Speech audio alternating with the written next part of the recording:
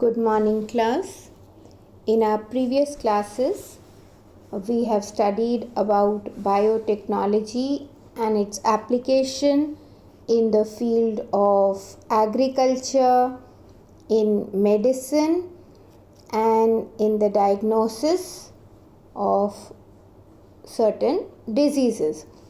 Today we are going to study about transgenic animals and their applications. Now, an animal containing a foreign gene, which means a specific segment of DNA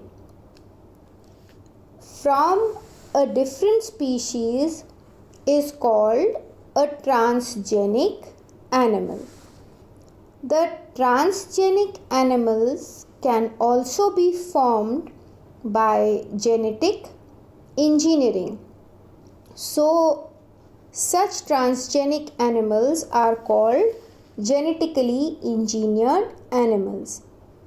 Now, these animals carry a gene or sometimes more than one gene from another species in their genome, and a foreign gene that is inserted into the genome of an animal by recombinant DNA technology involves the following steps, which we have studied earlier, like identification and isolation of a desired gene or more than one gene.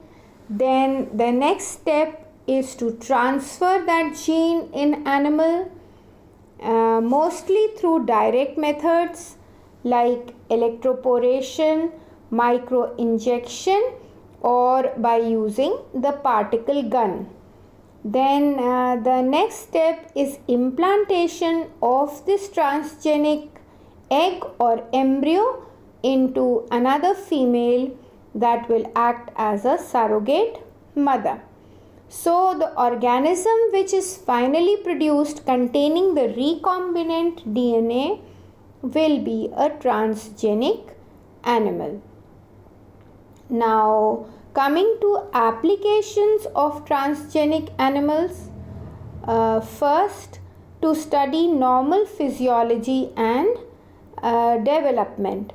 By introducing genes from other species, information can be obtained about the biological role of the factor in the body. For example, transgenic animals are used in the study of complex factors which are involved in growth, like insulin, like growth factor, etc. Then the second application is to study diseases. Many transgenic animals are designed to increase the understanding of diseases as to how the genes bring about the disease. For example, several transgenic models have been formed to study human diseases like cancer, cystic fibrosis, rheumatoid arthritis, and Alzheimer's disease. Another important application of transgenic animals is to produce biological products. Transgenic animals have been formed that produce useful biological products by introduction of the desired gene in them by using the recombinant DNA technology. Some examples of transgenic animals that produce these biological products are animals that produce human proteins like alpha 1 antitrypsin, which is used to treat emphysema, a respiratory disorder, used for the treatment of phenylketonuria, and also used in the treatment of cystic fibrosis. Then it is also used the first transgenic cow, which was named Rosie, produced protein enriched milk, and the milk contained the human alpha lactalbumin. It is nutritionally a more balanced product for human babies than natural cow milk. Then another application is to study the vaccine safety. Transgenic mice have been developed for treating the safety of for testing the safety of the vaccines before they are used on humans. Another important application is to study chemical safety testing. Transgenic animals are made to carry genes that make them more sensitive to toxic substances, and they are then exposed to the toxic substances and the effects are studied. This helps in understanding the safety standards of chemicals that need to be employed. So these were some of the applications of biotechnology in transgenic animals.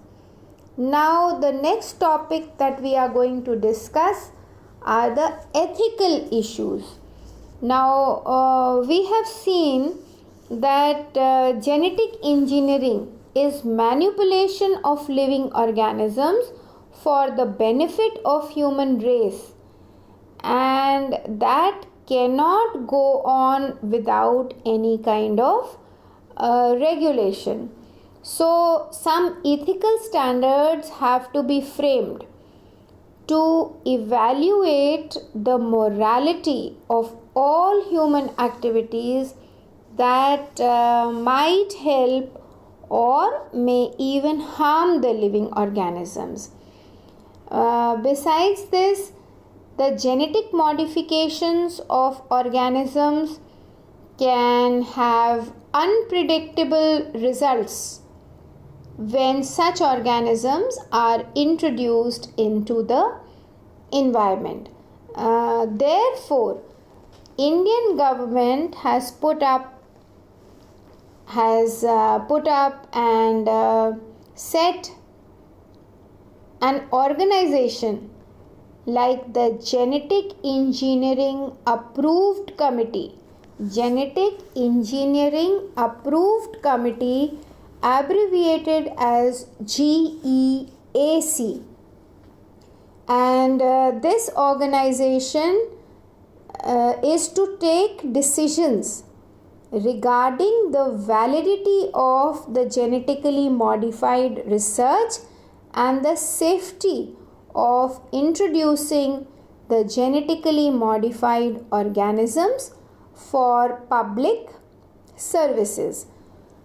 And bioethics, basically the term ethics means a set of standards by which a community regulates its behavior and decides as to what is right and what is wrong.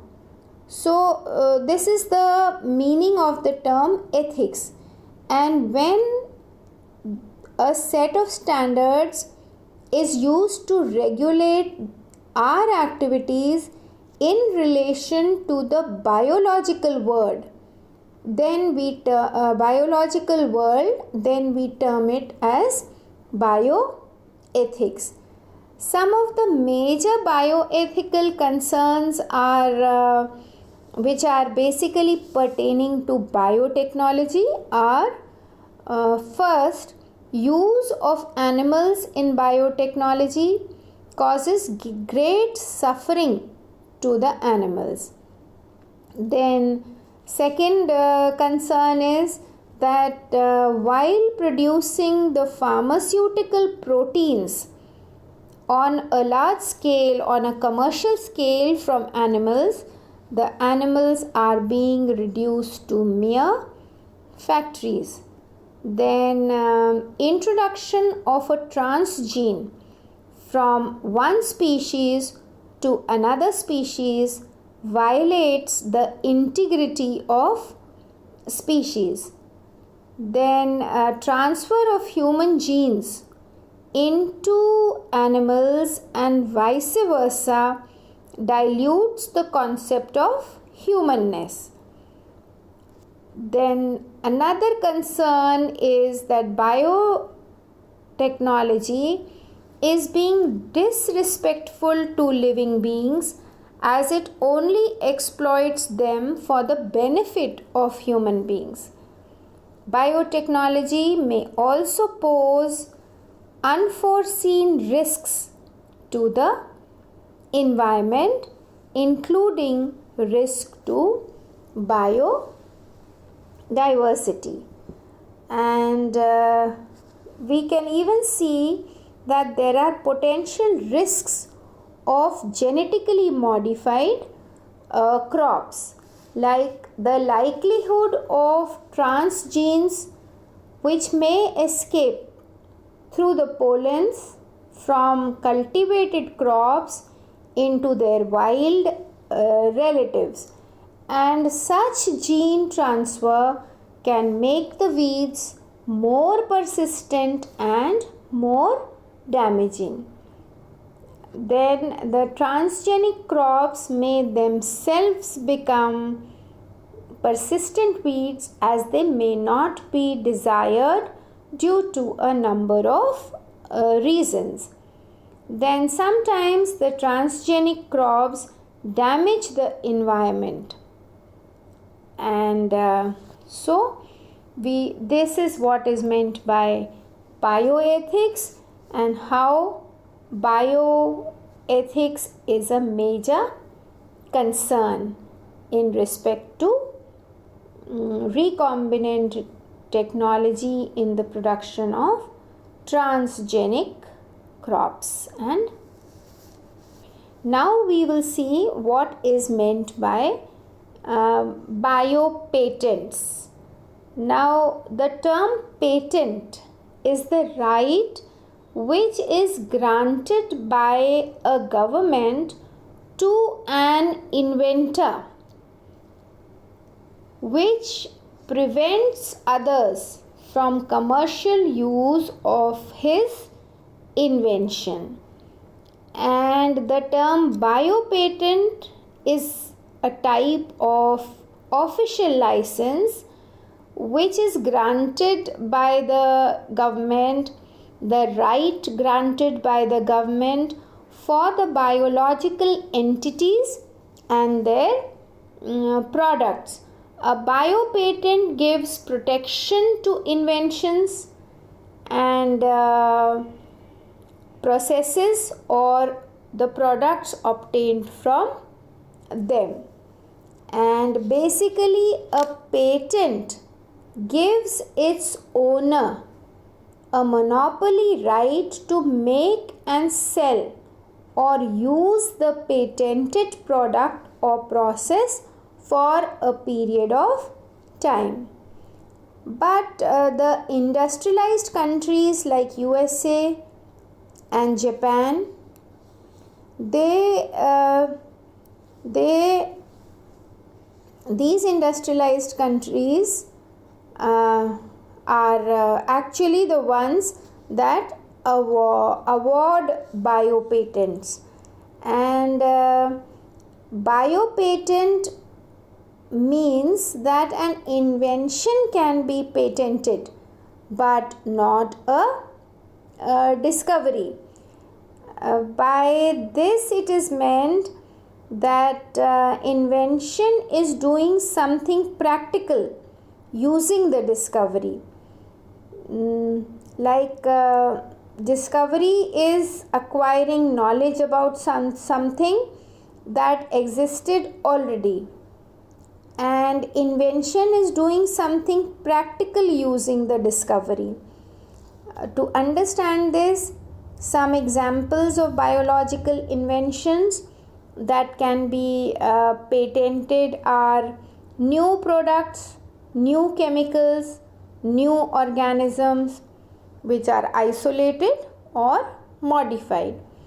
Then new uses like use of any substance as an insecticide or a herbicide, new flavors, medicines, etc.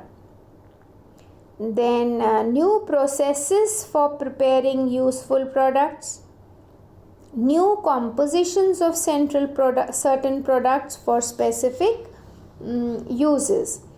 The companies or individuals which seek biopatent in order to overcome competition and use of their product by other people or companies.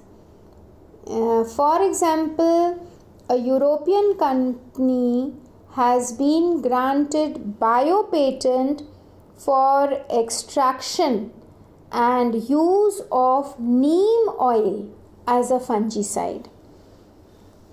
And other biological entities and products and procedures that can be patented, and some of these are strains of microorganisms, genetically modified strains of plants and animals, DNA sequences, then proteins encoded by DNA sequences, products derived from biological entities, and product applications. Then we come to the next topic, biopiracy. What is biopiracy? Biopiracy is getting the biopatents for materials and products which are already known and are being used by people. Many organizations and multinational companies are exploiting and patenting the biological resources of other nations without proper authorization from those countries, and even from the people concerned without compensatory payment. And this is known as biopiracy. And it is mainly the industrialized countries and the corporations that are being involved in biopiracy. The industrialized nations are rich in technology and financial resources, but they are poor in biodiversity. Whereas on the other hand, the developing nations are poor in technology and financial resources, but rich in biodiversity and traditional knowledge of bioresources. And the people in the developing countries, they have a traditional knowledge which is related to the bioresources. And to explain this, many communities traditionally exploit a number of herbs, and they are used to cure various ailments and used as drugs. And this traditional knowledge of these communities is being exploited to develop modern commercial processes for which the big companies and research labs in industrialized nations are seeking biopatents. And the bioresources are being analyzed and exploited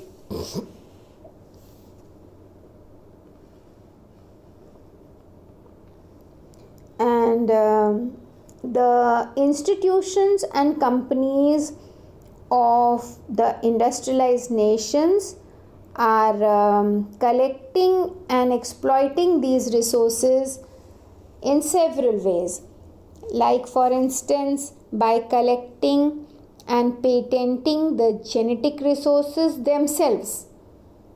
For example, a patent in USA covers the entire basmati rice germplasm which is indigenous to India.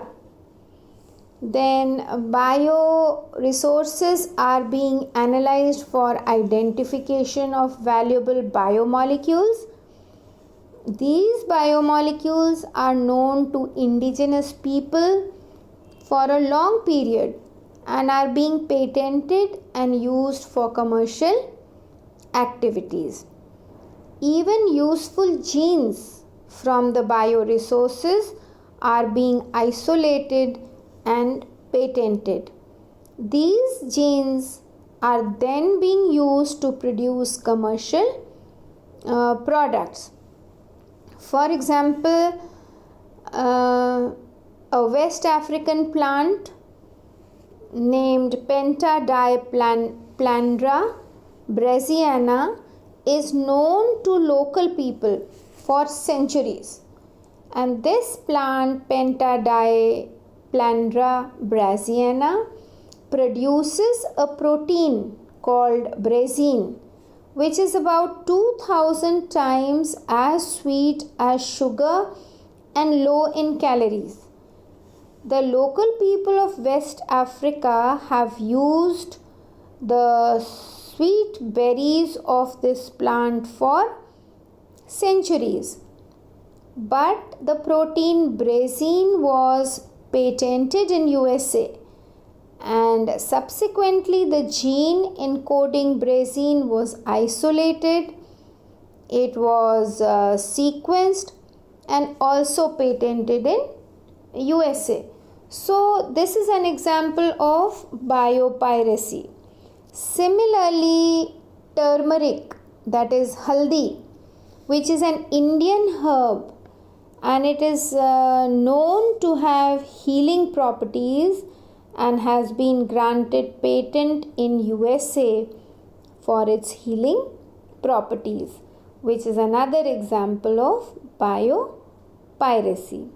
Similarly, the components of neem, which is used as an insecticidal, the anti-diabetic medicines that are obtained from jamun and karela, and the biological properties of triphala and castor, they are being patented in different countries. And recently a company also sought for basmati, sought patent for basmati rice. So a worldwide fight is going on against biopiracy and patents of life, that is biopatents. The injustice is being fought at different levels by farmers, by indigenous people, and by various public interest groups. And more than 200 organizations in United States from 35 countries filed a petition for the revocation of a patent given to a US company to use a pesticide extract from the neem tree.